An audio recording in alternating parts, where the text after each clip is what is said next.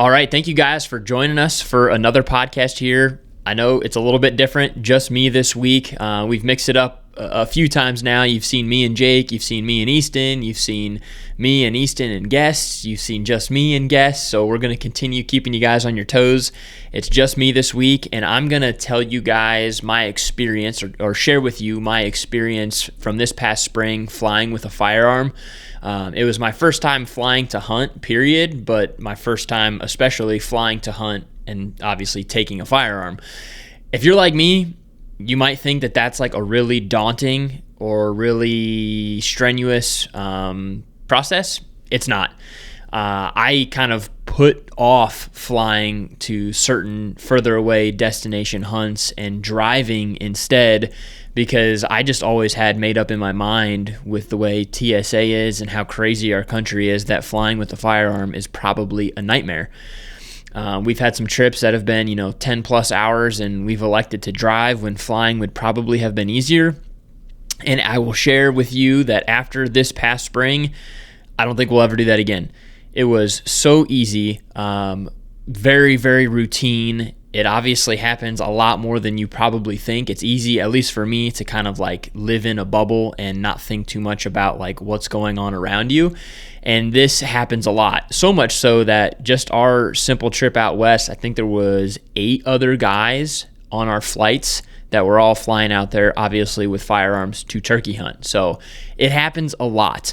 So I want to walk you guys through that a little bit today, and then I'm probably going to sit here and share a couple of crazy stories from this past turkey season. I know we're kind of moving on to deer, but I did want to get to these at some point, so I figured no better time than right now to share some of these stories. Before we get to all of this, though, I did want to mention, again, we've been working with Redmond Hunt. They make Trophy Rock, the granular 465. They've got some newer and different products as well. Some liquid crushed Trophy Rock that you can mix with water, and it creates like a molasses mix. They've got some really cool stuff. Trophy Rock has been around obviously forever, and it's our favorite way to get pictures of deer, specifically over the summer when you're trying to figure out what's out there to hopefully chase. If you guys want to get on their website and order any of their products, you can use Venari 20.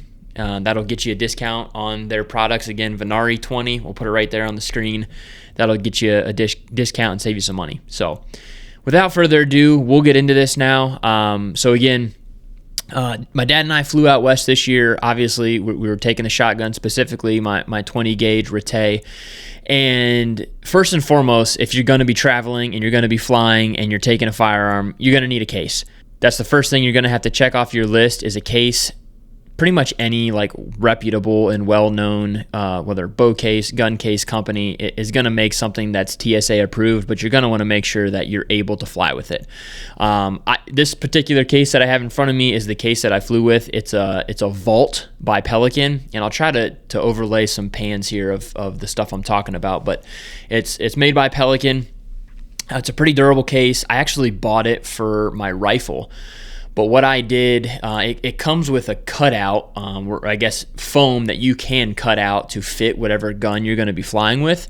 But I actually took that out for this trip, and I ended up using it to also store some of my hunting clothes just to kind of save room.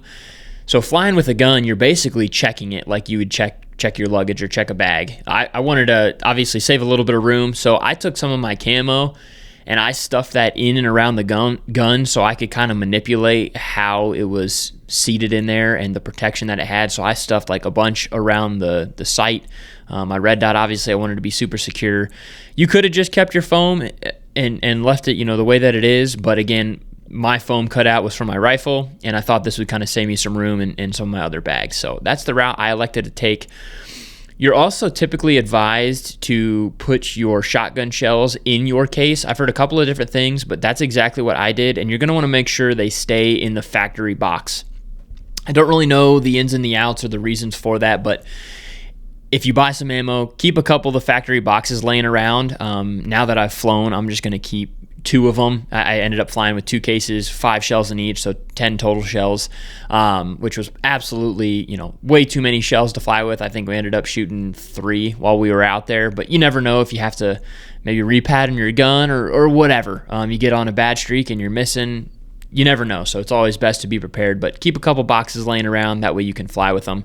I actually stuffed them underneath my clothes, and they never even asked to see them. I've heard different airlines will ask for you to get the ammunition out, but they didn't even ask in my case, which will lead me to what I flew, or what we flew. We flew Southwest. I've heard great things about Southwest. I can't speak to any of the other airlines when it comes to flying with a firearm, but my experience with Southwest was absolutely great. We ran into no issues whatsoever. You literally walk into the airport, and again, me kind of living in my bubble, I always just assumed that like security or TSA or whomever would look at you, like you had three heads if you walked in with a gun case. Nobody even batted an eye, whether that be, other passengers heading out to fly or TSA workers, whomever. Nobody cared at all, which again makes it pretty, low stress. Like that's what you want. When you go to check in your luggage, when you walk up to the counter, you just want to let them know that you have to declare a firearm. And again, being my first time, I expected them to kind of ask a bunch of questions, maybe look at you a certain way. You can tell they do this on a regular basis. They're just like, okay, can you open the case? So that leads me to my next point. You're going to need a couple of locks. I believe you have to have 2 locks on your gun case, and I recommend getting just a lock that's got like really easy, quick dial, either numbers or letters, just so you can pop it open real quick for them. A lot of times that process is happening early in the morning. There's a lot of people moving through. People are impatient. You just want to be able to do everything pretty quick and pretty easy, which I'm hoping with this video will make it a lot smoother for you. But a couple of locks in your case. At that time, you're going to pop it open. I should share with you that I printed out, and I'll put it here on the screen, like the TSA basically rules for flying. And I put that right on top of my gun and the clothes in my gun case just for reference. If there was any issues, if there was any problems, if they raised any questions, I could easily reference that and let them know, hey, I followed all of these checks. I'm good to go. At that time, once you open the case, they didn't get my gun out or anything. They just kind of looked at it in the case, and then they handed me a little card, which again I'll put on the screen here, that you have to fill out. It's basically your declaration form. It asks you some different questions. I think your flight number, where you're flying from, where you're heading to, your name, your address, all that fun stuff. So you're going to want to get that filled out, and then you lay that again right inside the case. They lock it back up, and then they take it away. You're advised to kind of hang out by the check-in there for 10 or 15 minutes just in case a TSA agent, for whatever reason, needs you to get in the case or check anything out or ask any questions. We didn't have any problems with that. We hung around for 10, 15 minutes, but it's a great point to get there early. You don't want to be rushing. A lot of times, like I said, that's kind of a stressful process anyway, and the last thing you want to do is be pressed for time, and then you're sitting there like, do I need to wait? Should I just go? And then they need me. So get there early, and then if they happen to need you to open it or ask you any questions, at least you're there. So we didn't have any issues with that, and from there, you basically just have to hope your gun gets to wherever you're going. That was it. Upon arrival to the next airport, if you have a connector, obviously you're not even going to see the case. Funny enough, we went over to the window and we saw them, taking all the luggage from under the plane into a cart and taking it to the next plane, and we saw my case getting transferred. So that gave us, number one, a little laugh, and then also it kind of eased our minds knowing that, hey, it's getting taken over there. So that was a good thing. But when you land at your final destination, a lot of times there's like a separate counter or a separate check-in where you have to get your gun. They advised all of us when we arrived out west to anybody that had a firearm to go to this other counter, and they just asked for your plane ticket and I think maybe your ID, and they get it to you right away. So again, the process was super easy. To kind of, I guess, summarize the whole thing, make sure you have a good case, something that you're going to be comfortable with, but you also you also know is going to be TSA approved.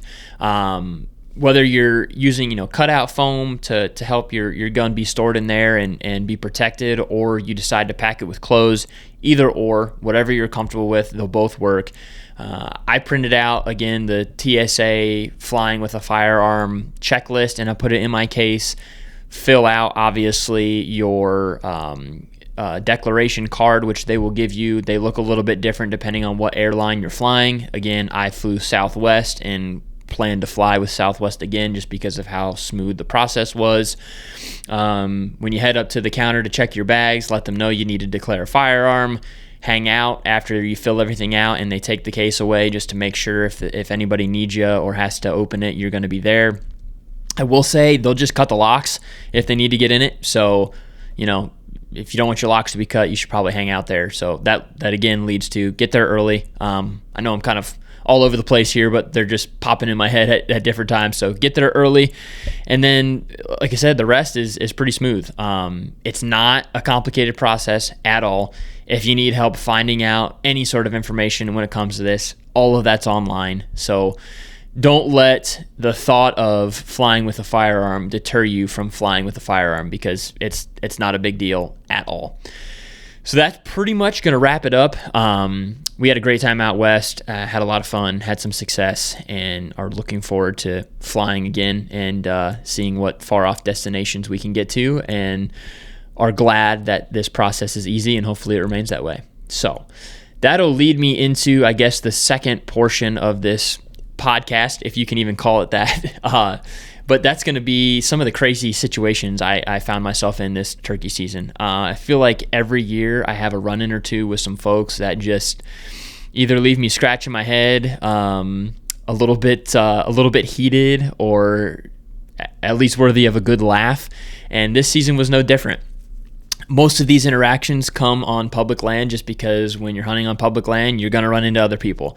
And before I get into either of these stories, I should say that there are a lot of great people out there.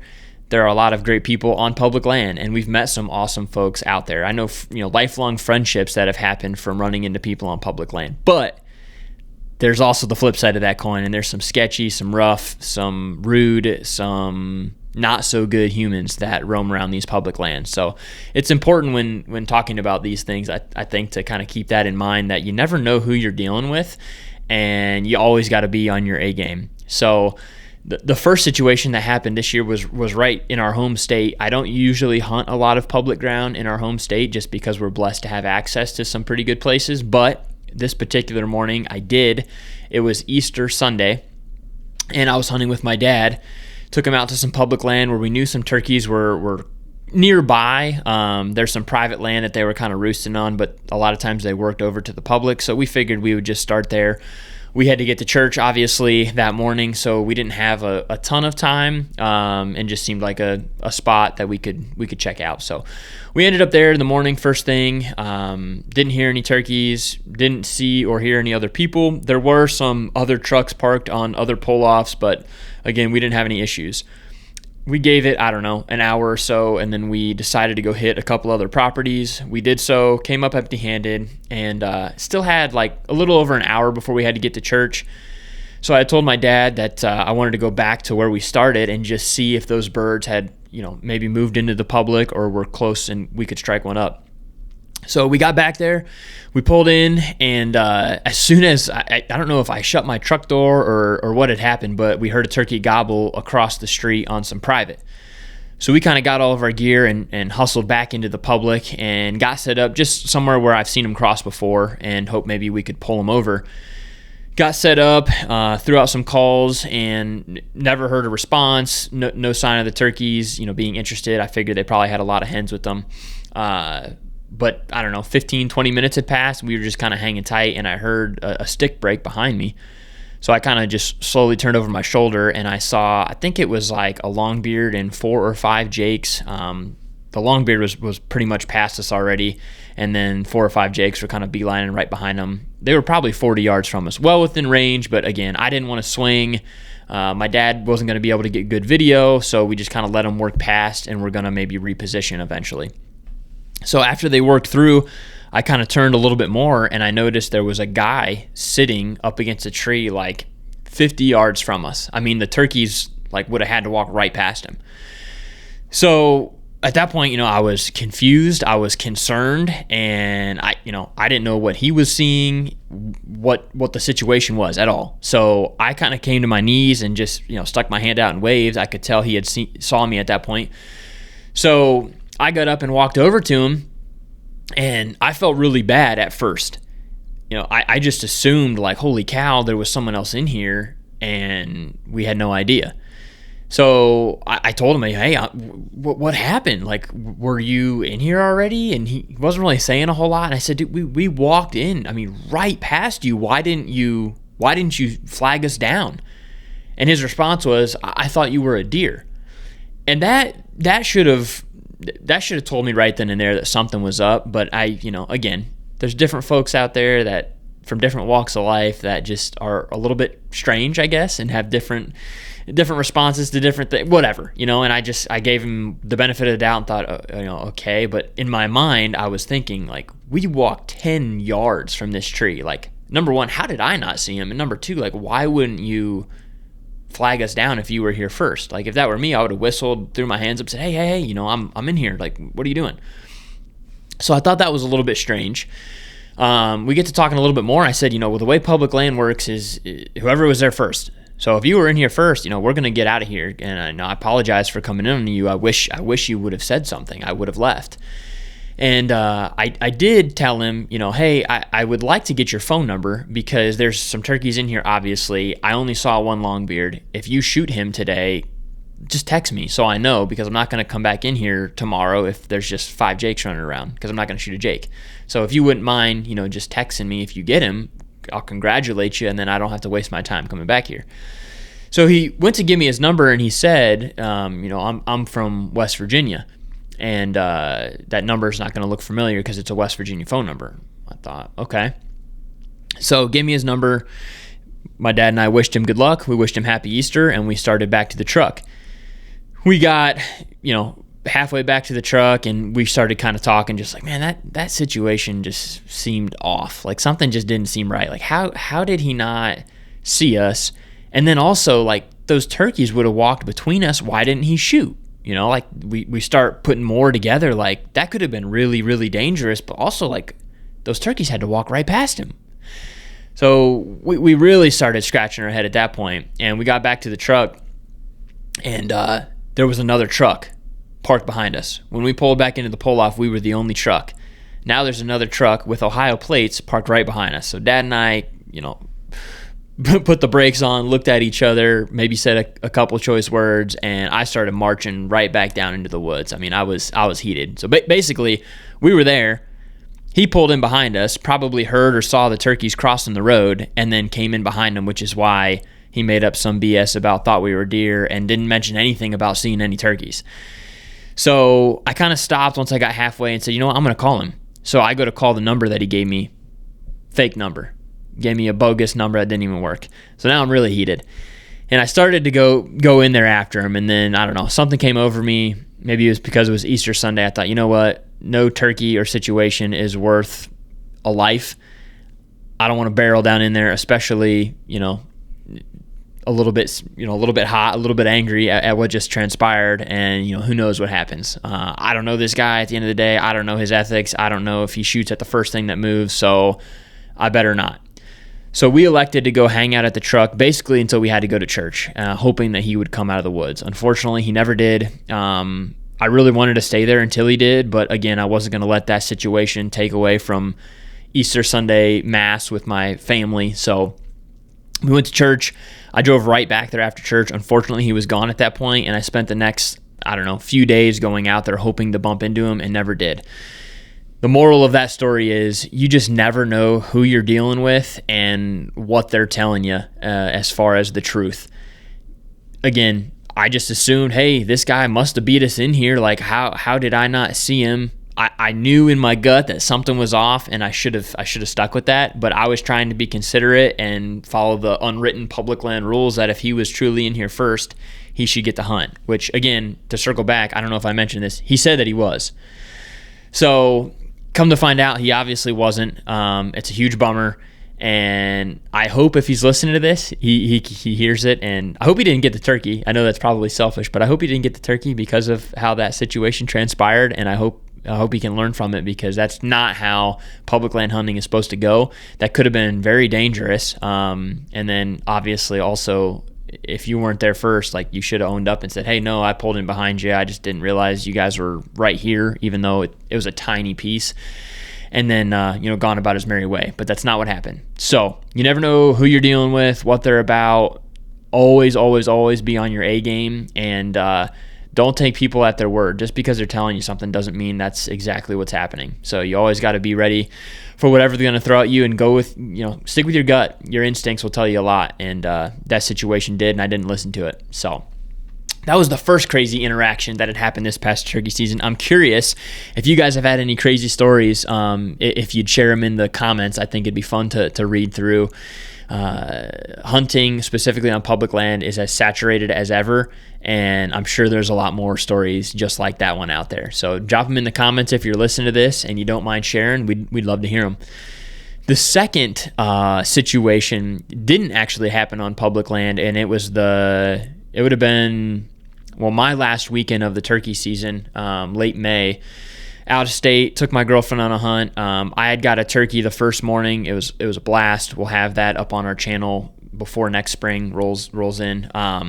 And then I spent the remainder of that day trying to get permission for her for the next morning. So she was back at the hotel. I was driving around by myself, looking for turkeys, looking for parcels that I thought would hold turkeys, and trying to get permission. And the spot we were at, I'm pretty familiar with. I've been going there for the last 5 years or so. And there's a property. I have no history there or no knowledge of turkeys being there, but it's just a giant piece of timber and some low-lying ground, and it looks like it holds turkeys. So I've stopped there for the last handful of years, and I can never get anyone to answer the door. Like, I've seen cars in the driveway, the front door's been open and just the screen door shut. I've heard the TV on, there's lights been on. And I've never been able to contact anyone. I didn't know if, they just don't answer their door, or if they're old and they're hard of hearing. I now know, or at least I think I know what was going on, which I'll circle back to. But lo and behold, I happened to be driving past that piece, and I had told my girlfriend earlier that morning that, I want to try to get permission here. I'm going to try again. And there was a guy out at his truck. So I obviously whipped it right in there and hopped out of my truck, and it was an older gentleman, probably mid-80s. And I popped out, went up and shook his hand, and I immediately smelled alcohol all over his breath. So I started thinking, I wonder if this is why he's never answered his door. I wonder if he's, drunk and asleep on the couch a lot of the time, because this was like noon, it was middle of the day. And just the first sentence out of his mouth, I could tell, okay, he's intoxicated. He's slurring his words, he's swaying, back and forth. This guy's drunk. So I was a little bit skeptical to even, move forward with the conversation, just because if you're talking to somebody that's not going to remember, talking to you, what's the point? But I figured, if nothing else, I can establish a relationship here. Maybe there's somebody else, a daughter, a relative, whomever, that he can point me in the direction of, or maybe he's not as drunk as I think he is, and we'll have a good conversation, whatever. So I continued talking to the gentleman. Very nice guy. Had let me know, hey, I'm a turkey hunter. I've turkey hunted my entire life. There are turkeys, back in there. They're hard to hunt because it's like a swamp, and this time of year, obviously a lot of water lies in there with the amount of rain we've been getting, and it's just hard to hunt, which that doesn't ever steer me away. I always take everything people say with a grain of salt, because I don't know how good of a turkey hunter he is, or how much he's actually done it. So I continued on the conversation. He said, you could hunt, but you're not going to want to because of how hard it is. So I said, well, hypothetically, if I wanted to, I got one day, bringing my girlfriend, is this somewhere we could hunt? I said, I got other places I'm going to try to get permission, but if I had this in my back pocket, is it somewhere that you would allow us to? And he said, yeah, absolutely. He said, you know what? I'm going to hop on my tractor. Why don't you, follow me? You can hop in, on the back. He's got a mower on there. You can stand on that or whatever, and I'll take you back there and kind of show you around. So I was like, how about I just walk? A little bit, again, skeptical of the whole situation. I said, I'll just follow you. He goes, that's fine too. So he gets on his mower or his tractor. He tries to start it up. It won't start. I don't know what's wrong with it. It won't start. It won't start. It won't start. So he gets off his tractor and he said, I'm going to hop in my Jeep here. And, if you want to hop in with me, I'll show you around. Again, should have listened to my gut in this situation. Maybe there's a trend going on here and I need to do more of that. But I figured, okay, I've watched him now walk over to his tractor, hop up on his tractor. He seems like he's all right. And if he's going to show me around his woods, it's not like he can go, 100 miles an hour. So sure. So I hop in with him. We get to driving down this hill, and it kind of opens up into like a big hayfield before it gets back to the timber. And then there's like a pond right there. We get to the hayfield, and I'm talking, this guy pins it. I mean, pedal to the floor, flying through this hayfield. And I kind of stuck my arm out and like put it in front of him and said, hey, like slow down. And he did a little bit, but at that point I was like, I made a mistake. I should not have gotten in a vehicle with this guy. He probably is a little bit intoxicated. So we get into this trail then that's going to dip down into the woods, and it makes kind of a sharp left turn. And he's still going faster than I would be going, just because we're like off road at that point. But as we're getting, closer to this bend, I'm kind of wondering, like, why isn't he A, slowing down, and B, like starting to turn? And sure enough, he just shoots it right off the road down into this little, like, it's basically like a swamp. I didn't have a seatbelt on. He didn't have a seatbelt on. He goes flying forward, smashed into his steering wheel. I kind of obviously flew forward a little bit. And it's like, we just got in an accident in this guy's woods because he's drunk. So first and foremost, again, this guy's 80-some years old. I said, hey, are you okay? Are you all right? And he says no. So now I'm really panicking. So I get out, I go over to his driver's side, I open his door, and say, hey, you okay? He's, yeah, I think I'm all right. I said, what happened? He goes, I didn't realize that's where the road turned. I'm like, holy cow, this guy might be worse off than I thought. So I get him out of the truck and realize quickly that we're not getting this truck out of here unless we, get it hooked up to something and pull it out. We're not getting out of this thing. Like I said, the whole front end is like down in this swamp. So I get him out. We're probably, quarter mile from the house. And I said, why don't I go get my truck? I'll drive down in here and pick you up and get you back to the house, and then we'll figure out, what we need to do. So he's kind of refusing that and just starts walking back to the house. Mind you, again, this guy's like 85. So we get, 50 yards down the way, and he kind of hunches over, goes down to a knee and says, I'm not doing too hot. So I'm like, man, do you need me to call 911? Is there a family or someone I can call? And he goes, no, there's nobody you can call. And I said, look, let me go get my truck, and I'm going to pick you up. So he said, okay. I was like, don't move. Just stay right here. Just sit down, catch your breath, and we'll get this all figured out. So I run, 350 yards back to my truck, get in the truck, and drive down in there. He's still sitting there, and get him in my truck, take him back to the house, let him sit down for a little bit. And I think truthfully he kind of sobered up at that point. And we start looking for the chains to go hook up to either my truck or to his tractor if we can get it to start and pull his vehicle out. So an hour probably progressed, and I felt a little bit better at that point because you could really tell he kind of sobered up, and he was a little more cognizant of what was going on in his surroundings.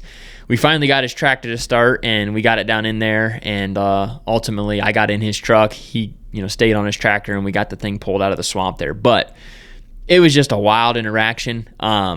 We ended up getting a turkey on another property, thankfully, but this piece that I had been trying to get permission on for years finally run into and basically get in an accident with a drunk driver. Again, stupid on my part. I knew he was under the influence.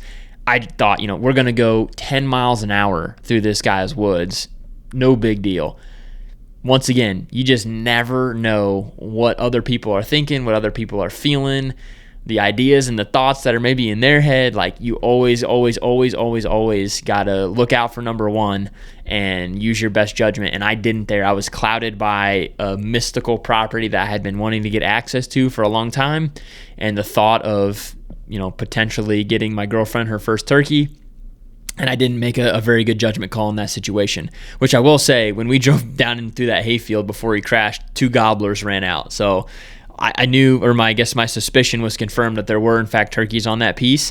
But like I said, we ended up hunting elsewhere. So just a couple crazy situations from the 2025 spring turkey season. As I mentioned, I feel like I always run into some of these just oddball people in oddball situations. But if I learned anything from it, it's that if your gut's telling you something, you probably ought to stick to it.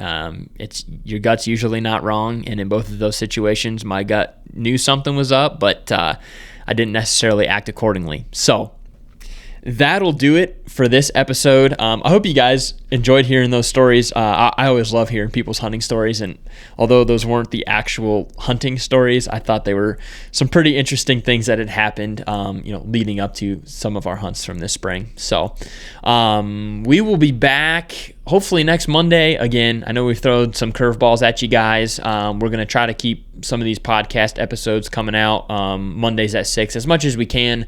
We got a busy summer ahead, and we're obviously transitioning into deer mode right now, so we got a lot going on. But I hope you guys found some value in this one, especially when it comes to flying with a firearm. If y'all have any questions, feel free to drop them in the comments or shoot us a message. We're really good about getting back to all of those. So if you have any questions, please let us know. We'd love to hear from you, and we will see you guys next time. Later.